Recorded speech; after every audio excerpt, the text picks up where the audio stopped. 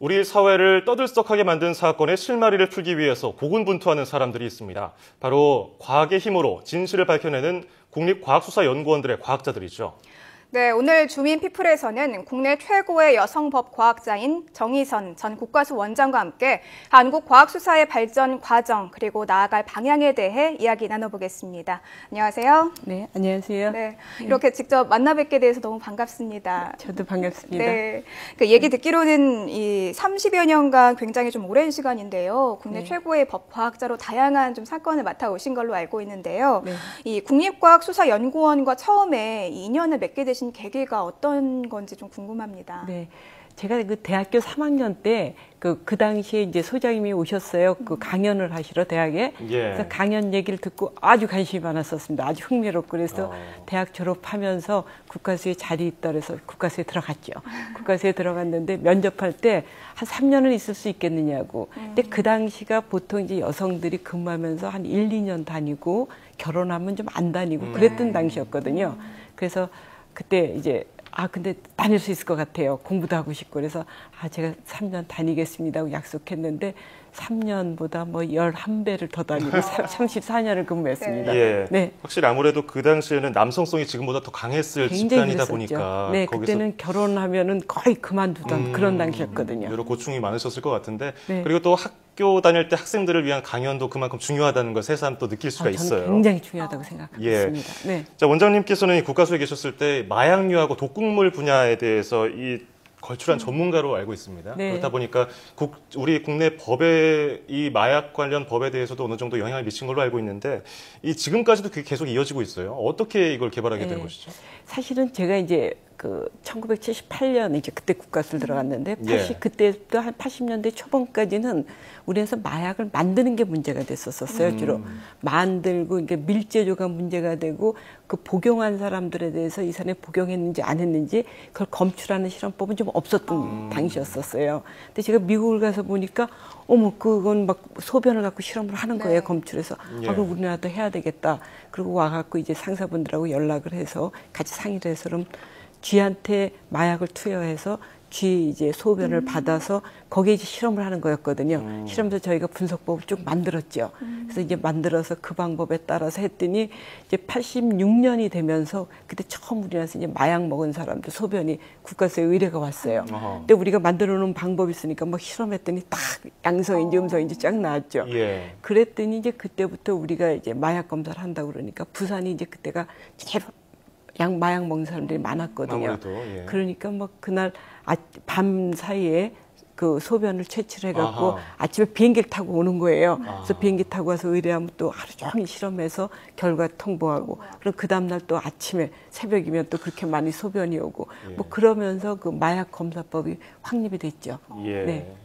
지금 뭐 말씀해 주신 것도 뭐 생생한 에피소드 중에 하나인 것 같은데 정말 34년이면 강산이 3번 정도 변한 긴 시간이잖아요. 굉장히 긴 시간이었죠. 생각하시기에 원장님은 이 국내 과학수사 기술 발전하는데 이 사건이 정말 중요한 터닝 포인트였다. 30여 년간의 긴 시간 동안 제일 좀 기억에 남는 사건이 있으시다면 어떤 게 있으신가요? 그래서 이제 지금 과학수사 기술에 가장 크게 영향을 미치는 게 유전자 분석이거든요. 그러니까 유전자 분석 같은 경우에는 지금 기술이 그 범죄 현장에 있는 혈흔하고 나하고 매치될 확률 이런 게 한 60억 분의 1까지 지금은 되거든요. 그러니까 세계 인구 중에 1명이라는 거죠. 그만큼의 기술이 발전되는데 그게 발전될 때 우리 기술이 아주 중요한 역할을 했던 게 그 괌에 대한항공이 추락했을 때 우리하고 미국하고 나눠서 실험을 했는데 거의 우리가 비슷하게 찾았었고 그다음에 기억하시겠지만 설해마을 사건이라고 그래서 프랑스 그 영화들 그 살해 사건 같은 경우에서도 우리가 유전자 검사에서 부모가 누군지를 찾았다는 그런 그러니까 그게 굉장히 중요한 세계적으로 우리가 인정받는 터닝 포인트가 됐고 그다음에 이제 마약 쪽 같은 거에서는 뭐 우리가 워낙 검사를 잘하니까 그 유엔에서 마약 통제본부라고 그 당시에는 이름을 붙였었는데 거기에서 우리나라를 기준 실험실로 정해줬어요. 그러니까 기준 실험실이라는 건 우리가 실험한 거를 기준해서 다른 기관들이 잘했나 못했나를 측정할 수 있게 해주는 그런 거였거든요. 그래서 그거는 정말 우리가 아주 중요하게 어느 수준이 높다는 거를 좀 인정을 받는 그런 계기가 됐었습니다. 뿌듯한 일이 아닌가 생각이 네, 드는데 굉장히 기뻤습니다. 자, 앞서 서두에서 말씀드렸지만 이 국가수라는 곳이 워낙 남성성이 강한 곳이고 예전엔 더 했을 거라고 말씀해 주셨어요. 그래서 뭐 3년 다니면 많이 다닌 거다 이런 말씀해 주셨는데 그러면 그동안 그 긴 기간 동안에 힘든 일이 좀 많으셨겠습니까? 네네. 근데 그냥 흥미, 재미로는 다닐 수 없었을 것 같은데 어떤 원동력이 있었습니까? 굉장히 국가수일이 매력적이에요. 그런가요? 국가수일이 굉장히 매력적인 게 어떤 거냐면 이제 과학자 입장에서 봐서는 네. 전혀 모르는 물질들이 많이 들어오거든요. 전혀 뭔지 모르는데 이거를 찾아가는 과정이 정말 흥미진진해요. 자기가 알고 있는 모든 과학의 힘이 다 들어가야지 진실을 밝힐 수 있는 거거든요. 그러니까 그런 과정을 볼다 보면은 결과에서 어떤 결과가 나왔을 때 그 정말 성취감, 그때 그 만족감은 아무 비교도 안 되죠. 근데 이제 더더군다나 중요한 게 그렇게 해서 우리가 만족감을 얻었는데 그 어떤 사건을 해결하는데 그 국민의 안전에까지 이렇게 우리가 기여를 하게 되니까 그거는 정말 과학자와 더불어 사회 안전에 어떤 지킴이가 된다는 그런 의미 때문에 굉장히 중요한 역할을 하고 아주 흥미롭게 되고 정말 자부심을 갖게 되는데 또 하나 국가수일의 매력은 똑같은 일이 없어요. 항상 새롭거든요.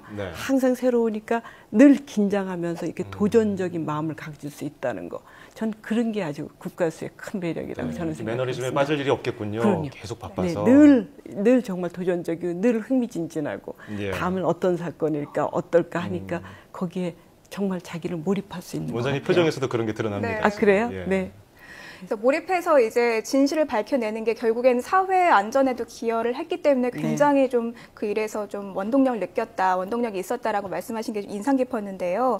최근에 원장님께서도 책을 한 권 발표하셨어요. 제목을 보고 아 정말 잘 지으셨다 생각을 했는데 어떤 내용이 담겨 있는지 좀 간단하게 소개 부탁드릴게요. 저는 그 국가수에서 이렇게 일을 하면서 항상 과학이 그 수사에서 어떤 역할을 하는지 그런 걸좀 얘기를 해주고 싶었었어요. 그러니까 보통은 수사 결과만 알지 그 속에서 과학이 어떤 역할을 했는지는 잘 모르잖아요. 네. 그러면은 과학이 어떤 사건 하나, 뭐 강호순 사건 때는 어떤 역할을 했고, 뭐 김길태 사건 때는 어떤 역할을 했고, 뭐 이런 거를 좀 해줬으면 좋겠다라는 그런 생각을 늘 하고 있었거든요. 그래서 그거 하나랑 또 하나는 저는 저희 직원들이 정말 집념을 갖고 일을 하거든요.